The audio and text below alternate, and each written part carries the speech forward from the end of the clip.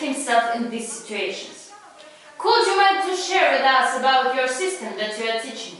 I've been practicing for over 45 years. So I teach Kempo karate. I'll let you translate that and I'll keep going on. Or do you want me to keep going? Could you want to share which martial arts did you practice? I teach traditional Japanese karate and I teach Chinese martial arts also. The systems I teach are Shotokan, Kempo, Krav Maga from Israel. I teach combat wrestling, combat judo. I teach gun and knife. What pushed you to start teaching work with the knife and work with the gun? I like to save lives. Growing up in New York, a lot of people get their lives taken by the knife and the gun, or by just people with bats and sticks. And I've had a family member who got shot in the head when I was a small boy. So learning how to defend yourself in the streets is very important. I think life is very important. So I want to share the living art of sciences and help keep people alive. That's really why. I just love life and I want to share that life and love. How do you think is psychological preparation is important for the work with the gun and for the work with the knife? It is. It's very important. I teach that probably harder than anything because it's definitely a mental issue. Because if you freeze up mentally, emotionally, you're going to end up dead. You just are. So, and that's tough if people don't keep coming back to learn how to deal with this mentally, just learning different things will never work. Because it's more emotional. It has more to do with anything than just fighting. So yes. Do you have any certain criteria according to which you decide which students you take and which students you don't? No, I teach everybody. I teach even in the prisons. I teach everybody. And the reason why I'll teach someone in the prison, because they got to realize that what they have once done was trying to take a life. So I teach them to understand that life is precious. I teach the young kids to understand that their life is precious and they get a chance to grow up and be married, have a life, have kids, cats, dogs, whatever. I teach elderly to realize that just because they're old doesn't mean they can't live longer. I teach everybody. So everyone has a certain way to be taught and everyone's not taught the same. So that's good. Let's imagine a situation. You have no weapons and you have the knife attack in front of you. What you are going to do? In those situations, and I have been attacked by a knife without any weapons on me myself. I've been attacked because I grew up in New York, so I have been attacked by a knife. It has everything to do with which side or which area you're being attacked from the front, from the back, from the sides.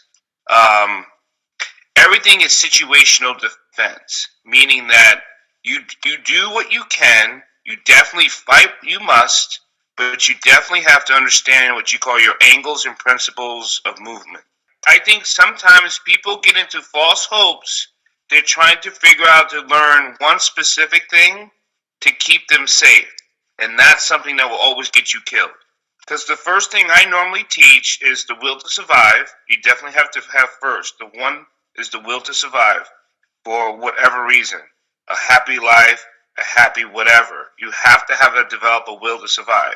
If you don't have the will to survive, techniques will never help you. What's the real question? The question is how do I escape the attack or how do I go home? I don't think they're the same answer.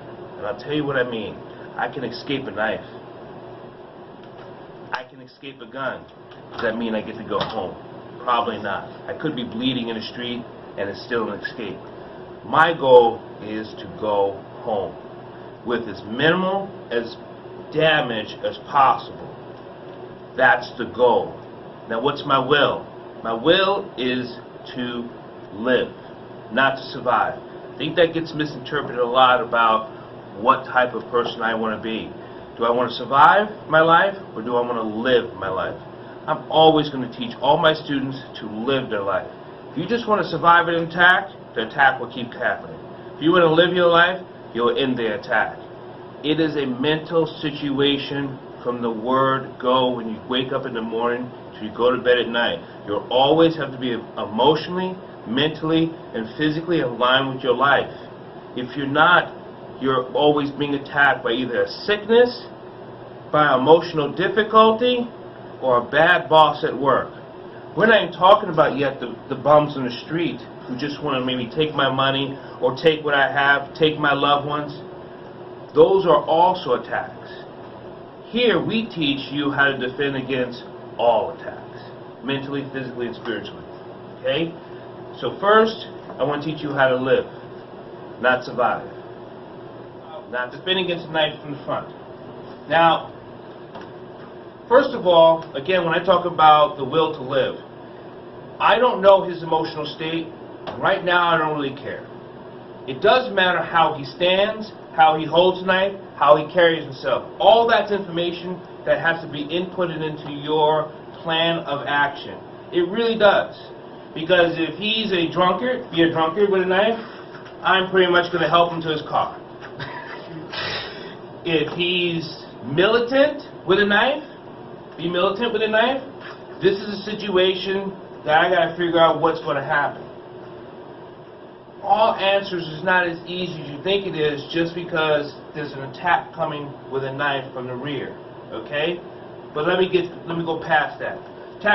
Knife comes from attack. One thing I want to do is got to attack the knife, right? What do we got to do? Attack the knife. Attack the knife. Now, do I attack it from here? No. Good, stab. I can attack it without even touching my hand. Because he has a point of attack. Now, let's go opposite. I'm a knife fighter. This is one of my senior students. Okay? As a knife fighter, I teach him how to attack the knife. Now I'm going to attack violently, and I'll see the difference. Ready? Go.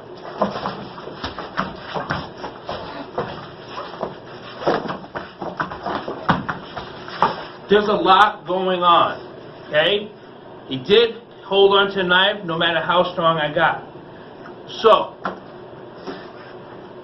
swing that knife just as violently as you possibly can, attack from the knife. He holds the knife, I see the knife. If I see the knife, and I know he's coming, go. Well, one, you gotta, I teach to attack the knife. You have to attack the knife, meaning you have to get that weapon in a better place than in front of you.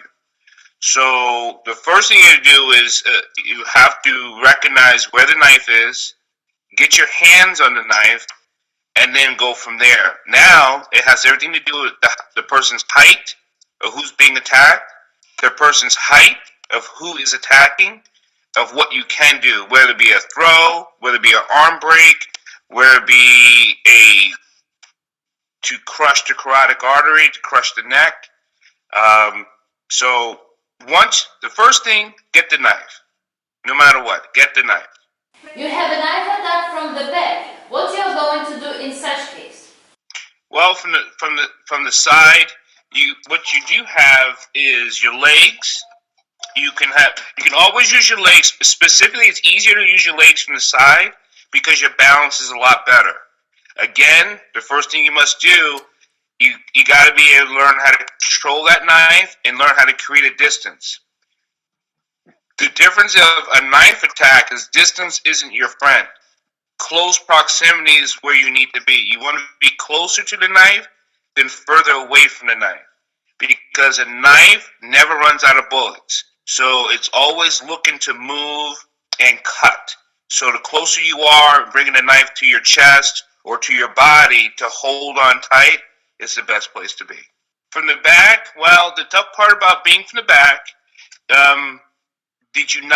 can you not see the attacker? If you can't see the attacker, then you have to go on what you call how the knife is put to you. Is the knife touching your body? Is it not touching your body? Because if it touches your body, you have an understanding of which side to move to or from. If it's not touching your body, can you turn around? If you can't turn around, then you don't know how far they're away from you. Distance is not your friend. So you definitely have to understand your distance of where the knife is for you to do something. Because if you make a mistake and move too quickly and they're just a little bit too far away, then they can plunge the knife into your body. Now we're going to talk about attack from the rear. What is the problem with attack from the rear? It's the unknown. So the question is, how do you know you're being attacked? So I'm going to let that go for now. I don't know I'm being attacked. After all my senses have failed me, I lost my surroundings, because awareness is the key. If this person comes up this close to me, and I don't even recognize this person has a weapon, I'm already lost that battle. So, let's go with this. The knife is in the back. I feel it's a sharp object, but that's all I know. I really don't know what type of sharp object it is. We're not superheroes and we have x-ray vision, but I do know there's something protruding in the back. Where he's positioned is important. Okay? Now, can you see the knife and where it's pointed at me? Okay? It is on my right side. So I'll turn a little bit. It is on my right side. Okay?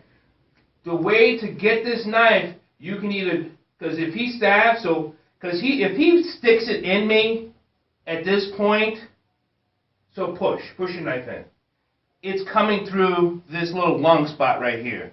So push, I have to just move this way. That's if he just points the knife at me. But I tell you now, that's not how he's going to attack me with a freaking knife in the back. Okay? I'm this way, I'm hanging out with a friend. Go ahead. If he attacks me this way, he wants something. This is a want attack. This is a want. So I got to get him thinking about what he doesn't want. Good. Knife against the neck, don't let the knife move. If the knife is around your neck, you got to collapse the hand. You cannot let that knife cut. Also, if it's from whichever side the hand is coming from, whether it be from the right side or the left side, you move according to the side of the knife that isn't there. So if it's coming from here, you move into that direction. If the knife is coming from here, you move in that direction. Because you want it, because what the knife wants to do is cut. The knife wants to do is cut across, right? So as the knife is here, the knife wants to cut across. Most people do not cut back. They don't know how. A non-professional knife fighter or a knife killer don't cut back. They cut across. So they normally want to pull towards their strength. So instead of letting them pull towards their strength, you go away from their strength. Not what he's asking for, okay? Ask me for something. Give me your money. Sex? Your money, your wallet. Give me your wallet. That pause gives me enough time for me to take and control this knife. Because how are you going to cut me, sir? You're going to cut across. Yeah. So if he's going to cut across, my best way to move in this attack, go ahead, go across, is not to get cut. Okay, I cannot let this knife move. He is not going to cut that way. He is going to do a rip cut. Go ahead, rip cut. The knife never moved. So as soon as I feel the pressure of the knife getting ready to move with this rip cut, because he wants to control my head, he's going to try to pin me down. He needs something. This is a want. This is a want. Ready? Go ahead, want. It doesn't matter. Once I get a hold of this, there's other things to do. Okay? Because he still has flexibility in his knife. So what's our goal? Attack the knife. This knife is too far. So I have to get in. Now, it's not about me taking the knife. A knife from a distance. I want you to come in and plunge and stab me in my lungs. Attack from the rear with a knife from a distance. Go. to stab. It's a stab. Done. Okay, but this is how you defend it or work through it. Ready?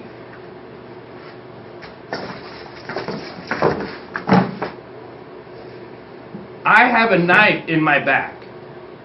That's for sure. But when it comes out, as damaged as I am, what's my goal? To live. Let's imagine a situation that you have attacked from the corner and the attacker has a gun. What you are going to do? A gun is a gun's distance is not your friend. You have to close the distance on the gun. Then, with a person with a gun, you have to understand, you have to learn how to read the person holding the gun. For instance, if a person is on drugs and they're shaky, that's a dangerous person with a gun because you don't know when they're ever going to pull the trigger. If a person is just kind of mean, you could probably talk your way out of it. Okay, so, but you got to close the gap on the gun. Again, the gun's best weapon is that you're far away because it's harder for you to get closer to because you got to take away the gun if you can. And if you can't take away the gun, I'll tell you now, if you're about 20 feet away, run. Because most people, and I'm a shooter, I shoot all the time. Most people cannot shoot a moving target 20 yards away. Let's imagine a situation that you have attacked and the attacker has a gun and you have a knife. What you are going to do? Again, depends on how far we are. Remember, always distance is going to be an issue. And I have a knife. I can get to before he pulls his trigger. I can put my knife inside of him, guaranteed. 5 meters, easier. It's closer. 25 feet, 5 meters is a distance between a knife can beat a gun. And the reason why is because a person has a hard time shooting a moving target. Now, if you move straight towards the gun, that's easier. But if you move in angles towards the gun, it's going to be harder for him to hit you. And if he does hit you, it won't be a vital shot. And by the time he pulls 2 triggers, you'll already be inside his body with the knife. We're going to work on gun defense. Gun defense is a nasty thing. Why? Because distance is a key for a gun. Give me a 5 meter distance, sir. If he's holding his gun at me from this distance, this is bad for me. This is too far, too long. Point your gun. There's not much I can do. If I come close, pull the trigger, right? He can pull the trigger and fire, right? So, I need to get him in close. We'll work on that a little bit later. But we'll come in with close. He comes in close with a gun, right? He's this close.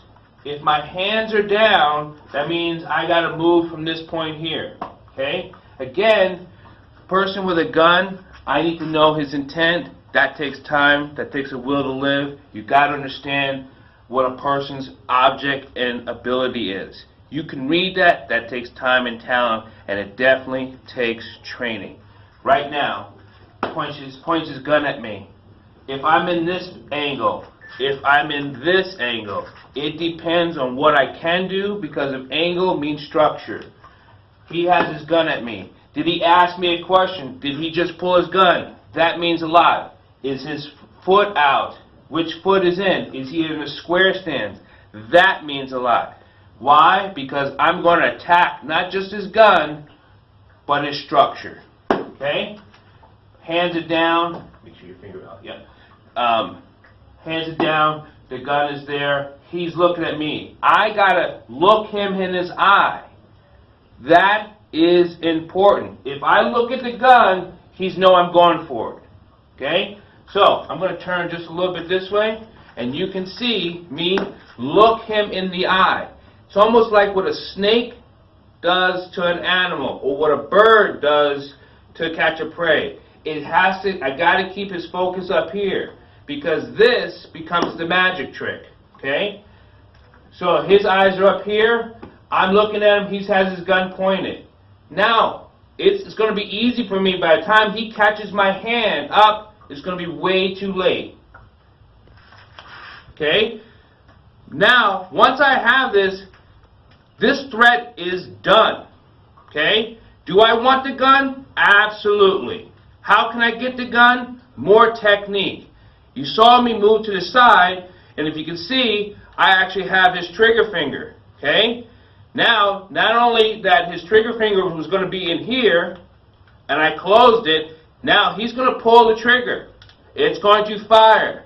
Once it breaks, I'm going to sweep. This happens. I pull the gun, I have recovered the gun. Gun defense. Gun defense is tricky because it depends on the angle and how we move. Those things are highly important. But I tell you now, look the trigger person in the eye. If I start to wander, he's going to start to guess. If he gets nervous, he'll pull that trigger. Let's imagine that you have attacked from the back and the attacker has a gun and he has a knife. And you don't know what he is going to use. What you're going to do in such case if you have different distances? 20 meters, you're going to have to obey what the gun can do. Whoever has the gun, obey the rules, especially from the back, because you got to get turned around. Close to you, take the gun. Move towards the gun, take the gun.